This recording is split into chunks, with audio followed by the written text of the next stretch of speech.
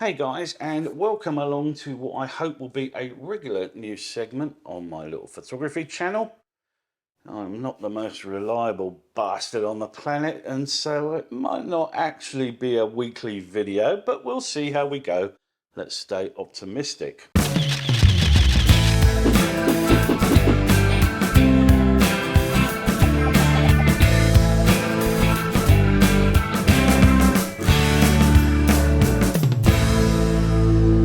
Anyway, the idea of this video is to bring a bit of analysis to some of the news that has broken in the world of photography this week. It's increasingly hard to find news that is free of spin, hype and paid for marketing bollocks, and it's my desire to peel away the bullshit to find the dangleberries of truth hidden within.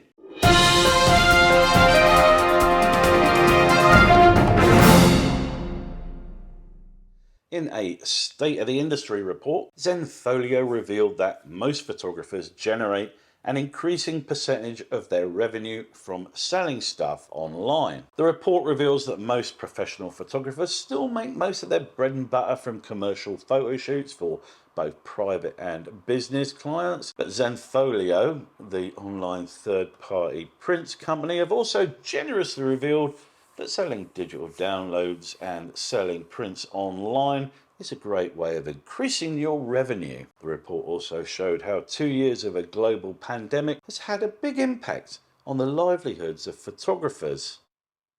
Who'd have thought it?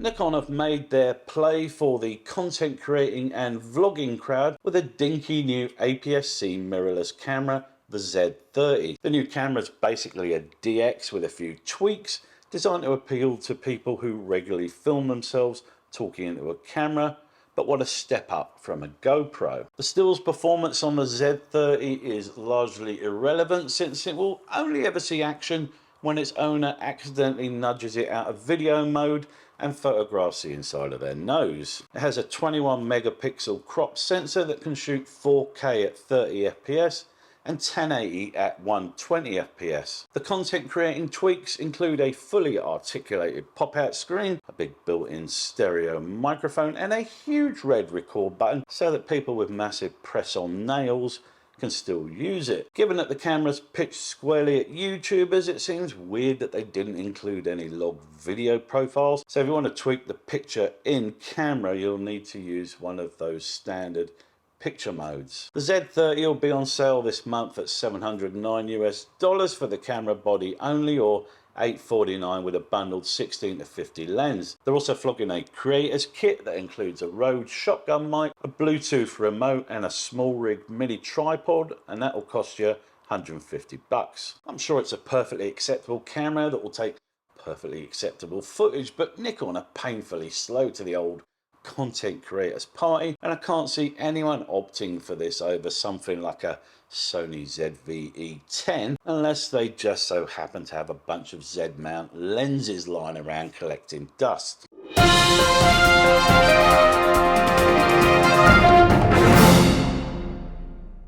The most exciting thing to ever happen at the Outdoor Photographer Awards has been playing out over the last couple of weeks when the grand prize winner was forced to withdraw their own winning entry for failing to satisfy one of the competition's primary rules. There's no suggestion that the photographer in question, Shashank Khanna, was trying to pull a fast one.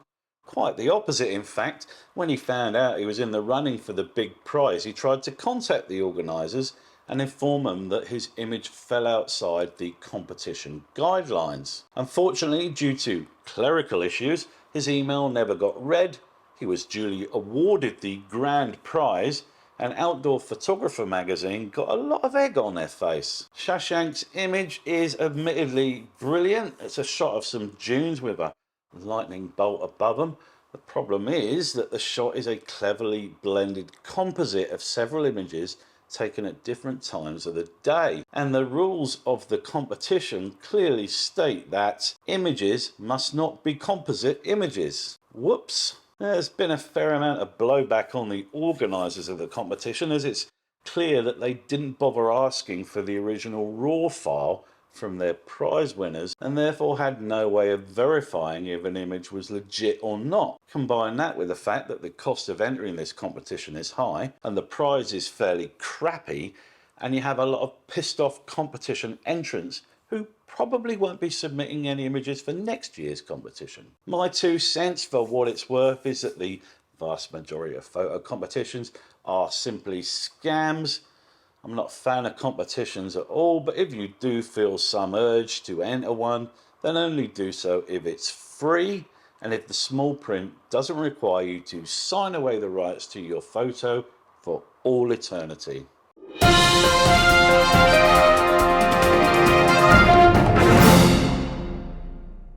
In other news, Meta, are experiencing an unprecedented downturn. Facebook remains one of the most popular places for photographers to share their photos, but it's never been a great platform due to the tiny photo sizes, awful compression, and endless corporate shilling by Zuckerberg to boost your shots. It feels like there's a real gap in the market these days, a vacant space for someone to occupy, somewhere that offers social sharing possibilities without requiring you to be complicit in the success of the most vile and destructive website ever created. Facebook will be with us for some time, unfortunately, but at least it's not growing as much anymore.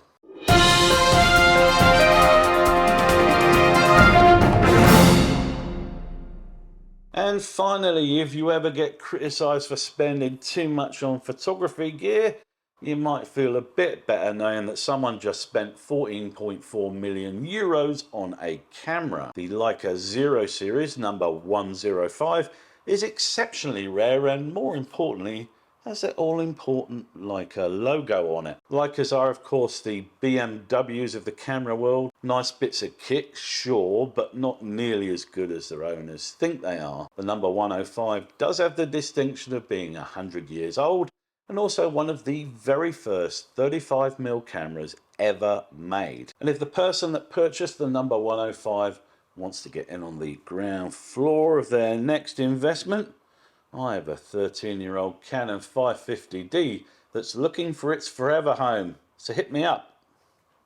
And that wraps it up for this week in photography. If you enjoyed the video, then please hit the old like button down there. If you got value from the content and want to see more of my videos in your feed, then please hit the subscribe button just a bit over to the left there. Anyway guys, thanks very much for watching, and I will catch you on the next one. Ta-ta.